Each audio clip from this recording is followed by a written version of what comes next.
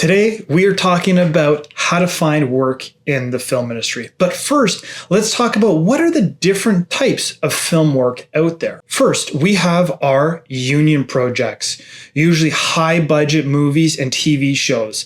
There can sometimes be music videos and commercials under that list as well, but that really depends on your local area and what your local union contract says. Next, we have independent movies and TV shows, also known as indie movie and TV shows. They are generally more small to medium-sized budgets. And then lastly, we have our commercials, our corporate videos, and our music videos. Now, before we get too much further into this video, we need to clarify that almost all the jobs out there are going to be a contract-based job.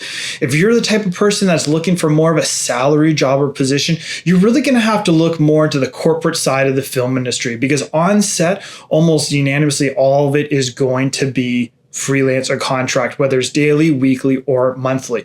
Now, then there's the exception to every rule, but the majority of us will be on some form of a contract. When it also comes to finding work in film, it's really one of these industries that the more we put into it, the more we're going to get out of it. And so if we're just relying on one contact, we only have that one person to help give us work or call us up or email us, we're only ever going to be as busy as that one individual is. And so what it really comes down to at the end of the day, no matter what the job or position is, that the more you put out there, the more likely you're going to get hired. The more likely that when you're on a film set and somebody sees how hard you're working, how passionate you are, how much you're networking, the more likely they are to hire you on the next project. Now, when it comes to union work, thankfully union work is probably going to be the easiest type of film work for you to apply to and get. Depending on where you live, sometimes you might actually have more than one film union to even apply to in the city that you're in. And so generally a simple Google search for local film union in whatever city you're in should steer you in the right direction for what your options are. If you're not in a very busy area and you're not finding too many options for you, definitely check out IATSE. IATSE is the largest film and entertainment union in the world, with over 170,000 members at the time of this recording. IATSE is spelled IATSE. Again, that's IATSE, IATSE. Punch that into Google and you should be able to find a local IATSE union for you to apply to. You're probably going to be looking for something that says permit status or how to apply for a permit or starting off in the union application. And generally they have a form online for you to fill out and apply for. You can also call them and they'll be able to walk you through what you need to know or any certifications you need to do to be able to apply to that union.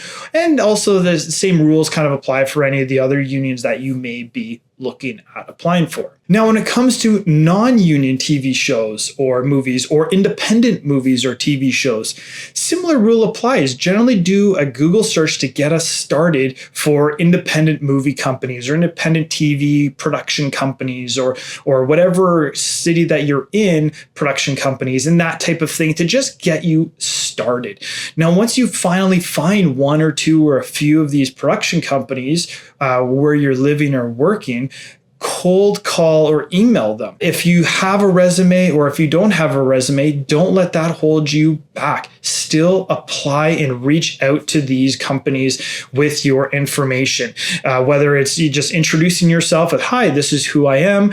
This is the type of work I'm hoping to be able to do. And even better yet, if you don't know what work you want to do, or if you're okay with just doing anything, make sure to mention that in the email, that you are happy to do any job that they're looking for. A lot of times with the independent movies and TV shows, there's a lot of turnover. And so because of that, they're always just looking for new people to be a part of their team. Another thing to also add in that email is, do you drive? Do you have a driver's license? Do you have a vehicle to be able to get to set and back, or can you drive one of their vehicles?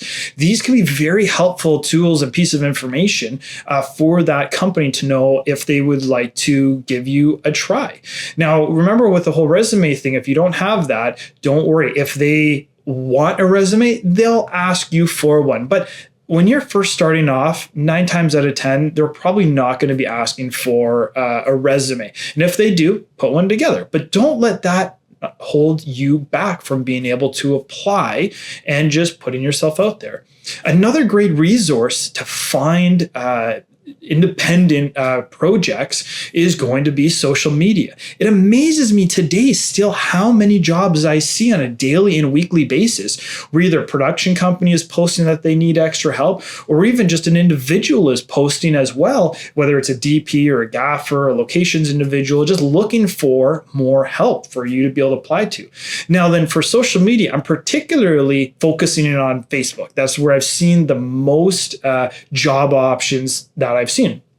If you have another place on social media or another way that you're finding work that we don't cover in the video, please make mention about it in the chat below. I'd love to know how you are finding work or what social media links that you are using also to find work. When it comes to commercials or commercial videos or commercial projects, I've found these to be the hardest to break into over the years, because generally it's the client will hire an ad agency who will hire a production company who will then hire all the individual departments and people for that.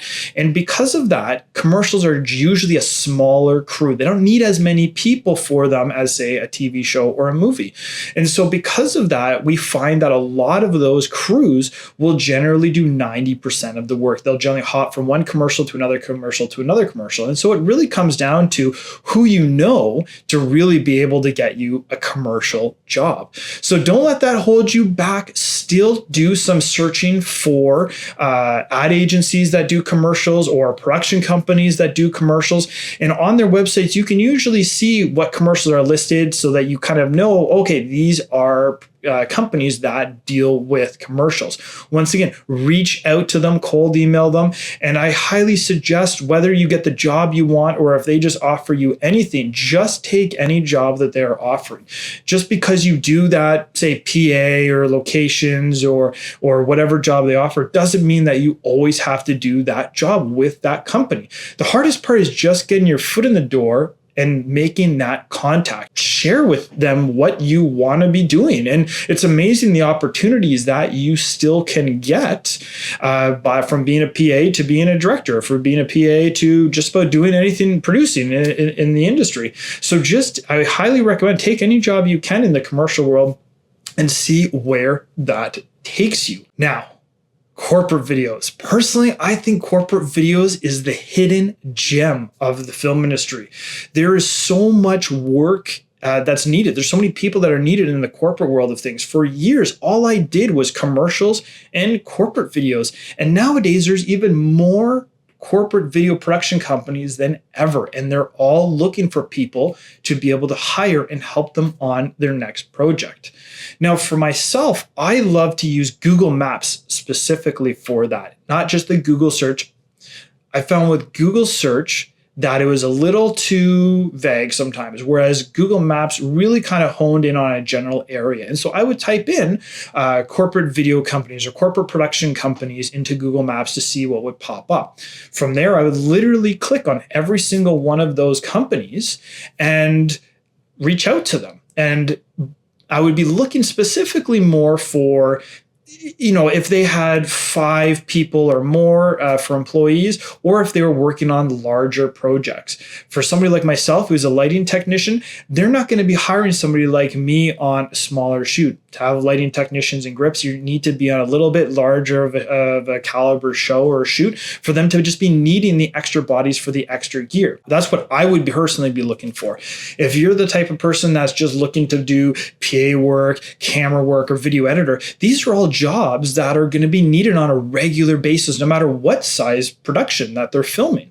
And so from that perspective, I would then encourage you to look deeper into the production company to see, is this a company that is posting regularly of new projects that they're working on? If they are, it means that they're doing a lot of filming on a regular basis, in which case that means, well, they need more people because they're working more and doing more projects. Some of these corporate companies can have 3 or 4 productions going on at one time, in which case they're always looking for new people, in which case, win for you for applying. Then you'll also find companies that are are on the newer side, up and coming, and they're only maybe posting some new stuff every now and again. Still, I highly recommend reaching out to them, making that connection, letting them get to know who you are, but you're not going to be able to get a whole lot of work from them. And don't expect a lot of work just because they're not working very often. But it's still a nice contact to have because you just never know when you're going to get that next phone call or email or somebody to reply back to you when you're working in the independent film scene. Now, we finally hear back from a company, or we finally hear back from an individual that we have reached out to. And they've said, we don't have work right now, or we'll be in touch in the next month or so. We all know that they'll never be in touch in the next month or so. It's just the nature of how that is and being polite. But how do we know when to reach back out to them? And so what's worked for me over the last decade and a half or so is more in the sense of knowing the busy season from the non-busy season. So this has worked for me. This has worked for other people I've suggested this to. But between May to September, I would suggest reaching out to that individual production company once every 2 to 3 weeks. And you'll hear from them whether that's, whoa, that's too much, or they'll just hire you because you're being very persistent, in which case, hey, that's a win. Nice job. You got the job. For the off-season stuff, so from September until May, when things start to slow down on the video or on the production side of things, I would highly recommend reaching out to them at least once a month. It's amazing how often you can still get work from just reaching out to a production company once a month, but staying consistent. Now, if you have 20 to 30 production companies that you know, or 20 to 30 contacts that you know, well, that's one contact every single day of the month. Your chances of getting work in the off season drastically skyrocket because of the amount of people that you know or that contacts you have. So make sure you reach out. And with that being said, remember, cold calling and cold emailing is perfectly acceptable in this industry. And for those companies that say no, you'll hear from them and you'll know to back off. But for the vast majority of them, they're looking for new people. And it's amazing how often, especially in the busy season, you'll just get hired just out of convenience because that production company doesn't necessarily have the time to go through the regular channels of finding people.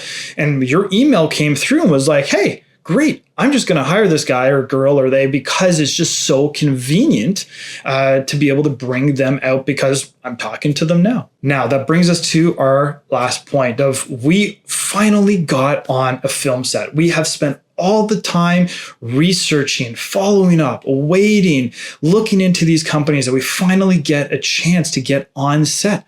What do we do now? And for that point, I cannot stress this enough. Network, network, network. If we just rely on, once again, that one person that got us on the film set that we're on now, we're only going to be as busy as that one client or production company is.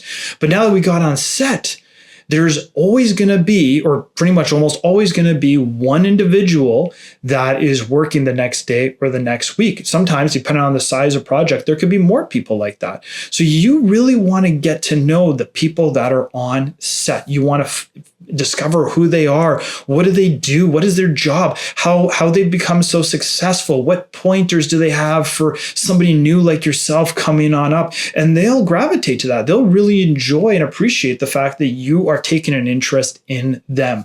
Use part of that day, then the start and the middle part of the day to show them that you are passionate, that you love doing this, doing what you're doing, and that you love the industry. And at the end of the day, do not do this at the start of the day.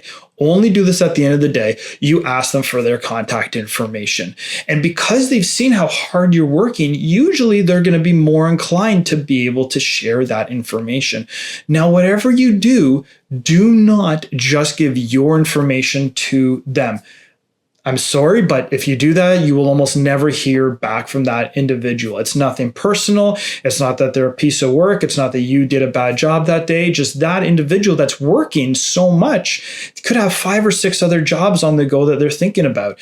They're meeting 5 or 6 other people like yourself every day at work that they're on, that your information just gets lost in the days and weeks of that individual working. So make sure that you get their contact information. You're trying to build your connections. You're trying to build your career. You're trying to make it in the industry. You take the initiative and get their information. Not to mention, you control that as well. You have one more person to contact, to have on your contact list to follow up with as the year progresses. Now, and I would recommend in that case, when you first work with somebody and get their contact information, follow up with them within the first day or two. Remind them who you are, remind them what job you were just on. Like I said, they could be have done 4 other jobs by the time you follow up with them. So it's helpful to help remind them who you are, what job you were on, and what kind of stuff you are looking to do. That brings me to, is the union or independent world right for you? And that's what we talk about in our next video of, should I join a film union or should I stay in the indie film world?